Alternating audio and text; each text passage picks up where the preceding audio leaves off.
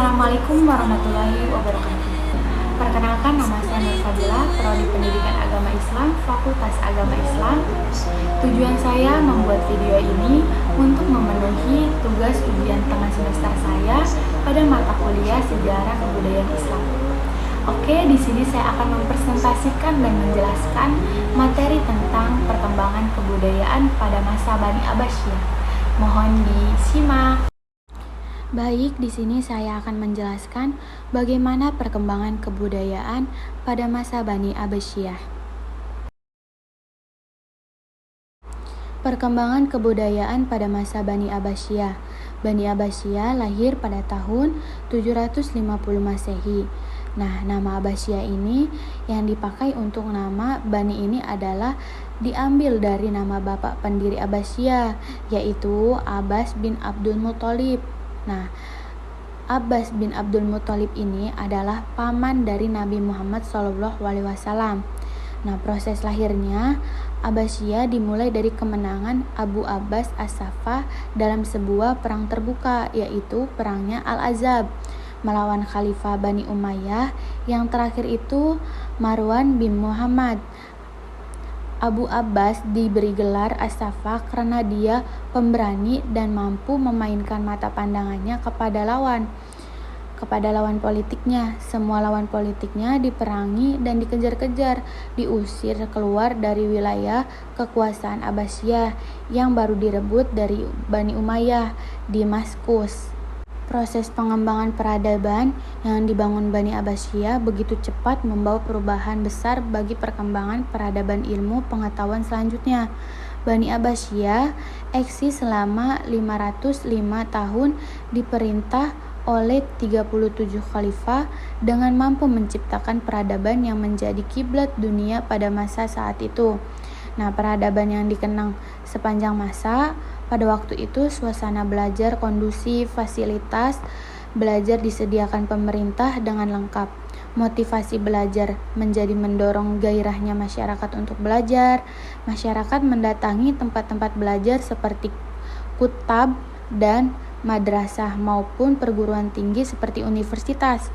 Nah, universitas yang terkenal pada saat itu adalah Nizamiyah yang dibangun oleh Perdana Menteri Nizamul Muluk dari Khalifah Harun al-Rasyid. Khalifah Harun al-Rasyid terkenal sebagai khalifah yang sangat cinta pada ilmu pengetahuan, baik belajar maupun dalam hal membangun fasilitas belajar seperti sekolah, perpustakaan, menyediakan guru, dan membentuk gerakan terjemahan. Selanjutnya, ada khalifah-khalifah yang mana memimpin Bani Abbasiyah. Yang pertama itu ada Abdul Abbas As-Saffah pada tahun 750 sampai 754 Masehi. Abdullah bin Muhammad bin Ali bin Abdullah bin Abbas merupakan khalifah pertama pemerintahan Abbasiyah. Yang kedua ada Abu Ja'far Al-Mansur tahun 754 sampai 75 Masehi. Nah, Abu Ja'far Al-Mansur menjabat khalifah kedua Bani Abbasiyah menggantikan saudaranya Abdul Abbas As-Saffah. Selanjutnya ada Muhammad Al-Hadi. Muhammad Al-Mahdi bin Al-Mansur dilantik sebagai khalifah sesuai dengan wasiat ayahnya pada tahun 1058 Hijriah sampai 774 Masehi. Selanjutnya ada Musa Al-Hadi. Musa Al-Hadi bin Muhammad Al-Mahdi yang dilantik sebagai khalifah setelah ayahnya wafat. Selanjutnya ada Harun ar-Rasyid. Harun ar-Rasyid bin Al-Mahdi merupakan mutiara sejarah Bani Abbasiyah. Selanjutnya ada Muhammad Al-Amin. Dia bernama Muhammad Al-Amin bin Harun ar-Rasyid. Ayahnya telah meninggal sebagai khalifah, lalu untuk saudaranya Al-Maknun, kemudian untuk Qasim. Selanjutnya ada Abdullah Al-Makmun. Dia bernama Abdullah Al-Makmun bin Harun ar-Rasyid Pada masa pemerintahannya, banyak peristiwa-peristiwa yang penting terjadi. Pertama adalah pemberontakan Baghdad dan penunjuk Ibrahim al-Mahdi sebagai khalifah kedua Al-Khuramiyah, dan ketiga adanya fitnah bahwa Al-Quran adalah makhluk. Selanjutnya ada Abu Ishaq Mu'tasim. Dia bernama Muhammad bin Harun ar-Rasyid, diangkat sebagai khalifah setelah mendapatkan wasiat dari saudaranya. Selanjutnya ada Harun al-Wasiq. Dia adalah Harun bin Muhammad al-Mu'tasim menjadi khalifah setelah ayahnya al-Mu'tasim pada tahun 227 Hijriah 841 Masehi. Panglima-panglima asal Turki pada masanya mencapai posisi-posisi sangat terhormat. Selanjutnya ada Ja'far al-Mutawakkil. Dia bernama Ja'far bin Muhammad al-Mu'tasim. Ja'far al-Mutawakkil adalah salah seorang yang melarang dengan keras pendapat yang mendapatkan bahwa Al-Quran adalah makhluk. Di sini ada beberapa faktor kemajuan peradaban dinasti Bani Abbasiyah. Yang pertama ada faktor politik.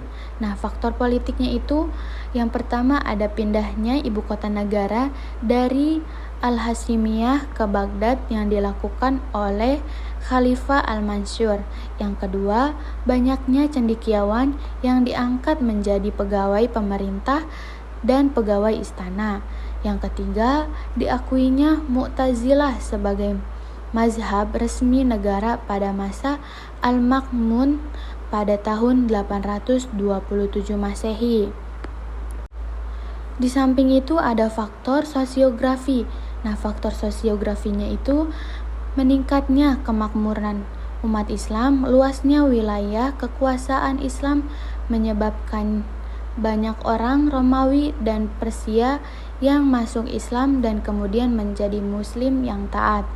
Selanjutnya, ada terjadinya asimilasi antara bangsa Arab dengan bangsa-bangsa lain yang lebih dahulu mengalami perkembangan dalam bidang ilmu pengetahuan.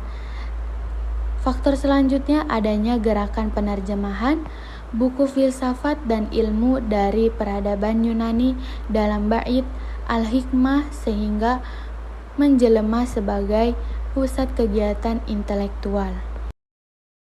Kemajuan dinasti Bani Abbasiyah.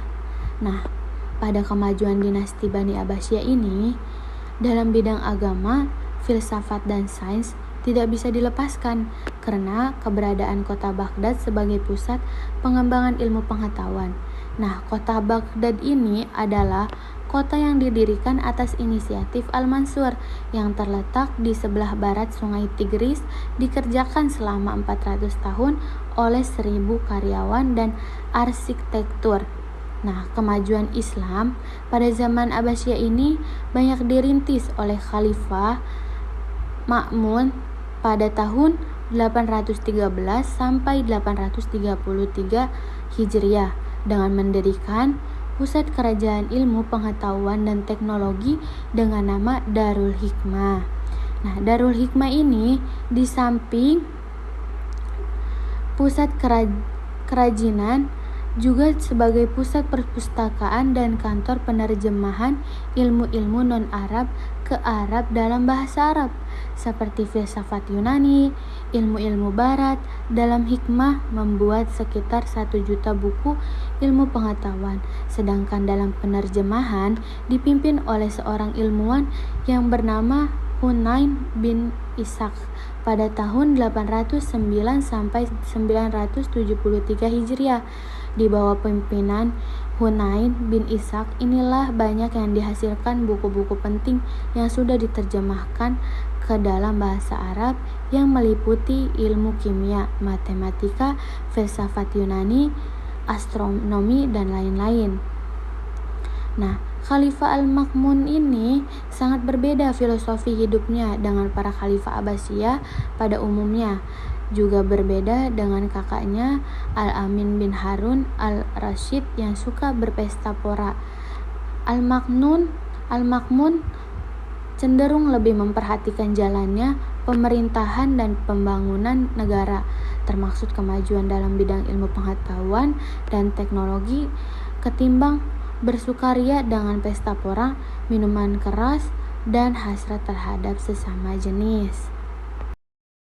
Keterbukaan dalam pemerintahan Bani Abbasiyah. Nah, adapun keterbukaan dalam pemerintahan Bani Abbasiyah ini, khususnya masa Khalifah Al-Ma'mun sungguh-sungguh nyata. Banyak juru tulis terbesar dalam biografis adalah orang Khurasan, kelompok Kristen, Nestorian, kelompok minoritas seperti Yahudi, banyak terlibat dalam urusan perpajakan dan perbankan. Keluarga-keluarga Muslim Syiah juga berpengaruh terhadap kebijakan politik khalifah. Sebagai contoh, Al-Ma'mun berusaha mendekati tokoh aliran Syiah pada saat itu dengan cara menikahi salah satu putri Imam Ali Ar-Ridha, Imam Syiah ke-8, dan menyebut Ali Ar-Ridha sebagai pewaris kekhalifahan sesudahnya.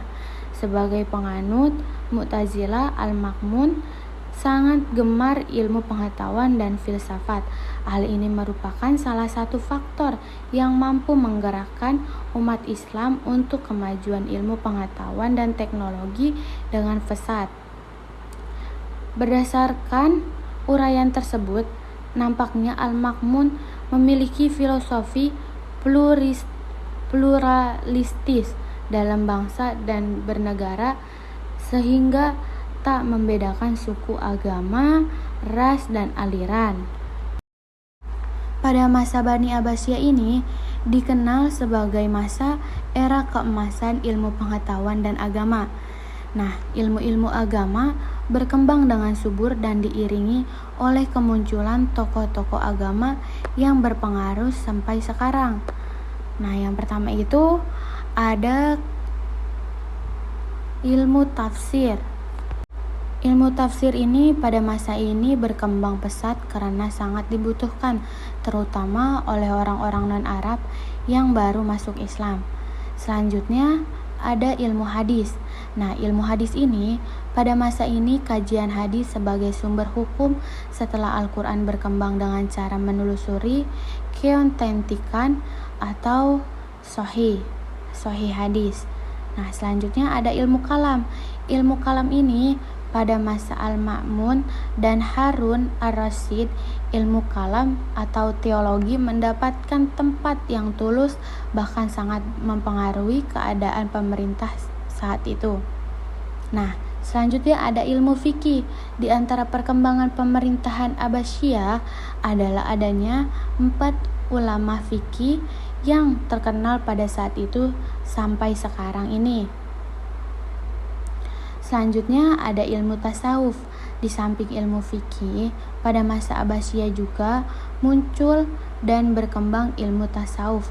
Ilmu ini telah memberi pengaruh besar bagi kebudayaan Islam. Selanjutnya ada kemajuan filsafat dan sains. Nah, pada masa Bani Abbasiyah ini, ilmu pengetahuan telah mengalami perkembangan dan kemajuan yang sangat pesat. Hal ini tidak bisa dilepaskan dari peran khalifahnya yang mendukung kemajuan itu. Faktor yang paling menonjol dari perkembangan ini adalah dengan dikembangkannya penerjemahan kitab-kitab non-Arab ke dalam bahasa Arab yang telah dirintis oleh Khalifah Ja'far al-Mansur. Dengan pekerjaan para ahli terjemah, di antaranya Fadeh Naubak dan Abdullah bin Muwaqqaf, yang pada akhirnya ilmu-ilmu dari barat bisa dipahami oleh masyarakat umum. Beberapa perpustakaan, pusat penerjemah, dan observatorium. Nah, di sini sebelumnya dijelaskan pada masa Harun Ar-Rasyid juga dikembangkan suatu lembaga yang mengkaji dan mengembangkan pengetahuan yang dinamakan Khizanat al-Hikmah, yang kemudian pada masa Al-Ma'mun dikembangkan lagi menjadi Bait Hikmah, dan kemudian dikembangkan lagi menjadi Darul Hikmah yang meliputi perpustakaan itu yang pertama ada filsafat dan perkembangan zaman Abbasiyah. Filsafat perkembangan pesat pada Daulah Abbasiyah terutama pada masa Al-Ma'mun dan Harun ar-Rasyid, karena pada saat itu kitab-kitab filsafat khususnya Yunani sudah diterjemahkan ke dalam bahasa Arab. Para ilmuwan Muslim tidak mengambil filsafat Yunani secara keseluruhan, akan tetapi mengadakan perubahan dengan disesuaikan dengan ajaran Islam sehingga menjadi filsafat Islam. Selanjutnya ada kemajuan sains dan teknologi. Dalam bidang sains dan teknologi itu orang-orang Arab masih kalah dengan orang Yunani. Kenapa? Karena sains dan filsafat terbentuk atas rangsangan buku terjemahan dari orang Yunani. Kemudian berkembang ilmu pengetahuan sains ditandai dengan berdirinya universitas-universitas Islam di Irak dan Baghdad. Nah, baru setelah itu banyak penemuan-penemuan penting tentang sains dan teknologi yang akan dibahas di bawah ini. Pertama itu ada ilmu kedokteran. Ilmu kedokteran itu ilmu kedokteran tubuh dan berkembang pada masa Khalifah Harun ar-Rasyid pada abad 9 Masehi. Selanjutnya ada ilmu kimia. Ilmu kimia, dalam bidang ilmu kimia, ilmuwan yang terkenal adalah Jabir Ibnu Hayyam yang diberi gelar Bapak Ilmu Kimia Arab. Selanjutnya ada ilmu astronomi. Ilmu astronomi pada mulanya dipakai untuk menentukan arah kiblat. Selanjutnya ada ilmu matematika.